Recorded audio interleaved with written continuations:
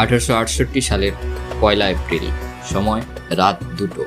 এক কনস্টেবল রাত্রের প্রথম রাউন্ডের টহলদারি শেষ করে দ্বিতীয় রাউন্ডের জন্য বেরিয়ে দেখতে পান রাস্তার পাশে অনেক কাপড় চোপড়ের স্তূপ ডাঁই করা আছে।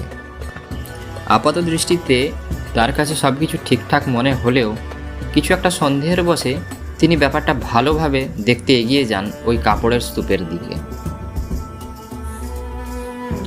সদ্য তখন কলকাতার রাস্তায় গ্যাস বাতির ব্যবস্থা হয়েছে। তিনি ওই গ্যাস বাতির টিমটিমে আলোতেই পরীক্ষা করে বুঝতে পারেন তিনি যেটাকে কাপড়ের স্তূপ বলে ভেবেছিলেন সেটা আসলে এক মহিলার মৃতদেহ। মৃতদেহর গলার কাটা দাগ ও আশেপাশে রক্তমাখা হাতের ছাপ ও মৃতদেহের পাশে পড়ে থাকা রক্তমাখা ছুরি দেখে কনস্টেবল বুঝতে পারেন পরিস্থিতি কতটা ভয়াবহ ও রহস্যময়। সঙ্গে সঙ্গে তিনি অন্য এক কনস্টেবলকে পাহারায় রেখে আমহার্স্ট থানায় খবর দিতে ছুটে যান ও এক ইন্সপেক্টরকে নিয়ে ঘটনাস্থলে ফিরে আসেন। প্রাথমিকভাবে পর্যবেক্ষণের পরে বুঝতে পারা যায় মহিলা একজন ইউরেশীয় বংশোদ্ভূত মহিলা। পরনে ছিল শাড়ি, কানে সোনার দুল এবং গলায় একটি নেকলেস, যা গলায় ছুরির আঘাতের সময় ছিঁড়ে গিয়ে থাকতে পারে। প্রাথমিক পর্যবেক্ষণ ও অনুসন্ধানের পর মৃতদেহটিকে কলকাতা মেডিকেল কলেজে নিয়ে যাওয়া হয়। এরপর কেটে যায় প্রায় 5 ঘন্টা। মৃত মহিলার শনাক্তকরণ সম্ভব হয়নি। অন্যদিকে মৃতদেহের শরীরে পচন ধরতে শুরু করে দিয়েছে। শেষমেশ মৃতদেহটিকে সমাধিস্থ করার নির্দেশ দেওয়া হয়। সমাধিস্থ করার আগে তৎকালীন সিটি করোনার জন ব্লেসিংটন রবার্টসের তত্ত্বাবধানে মেসার্স স্যাসে অ্যান্ড ওয়েস্টফিল্ড নামের এক স্টুডিও থেকে ফটোগ্রাফার আনিয়ে মৃতদেহের বিভিন্ন অ্যাঙ্গেলের ছবি তুলে নেওয়া হয়। বিভিন্ন জায়গায় ছবি পাঠিয়ে দেওয়া হয়। এই কেসের দায়িত্ব দেওয়া হয় রিচার্ড রিড নামের এক অফিসারকে।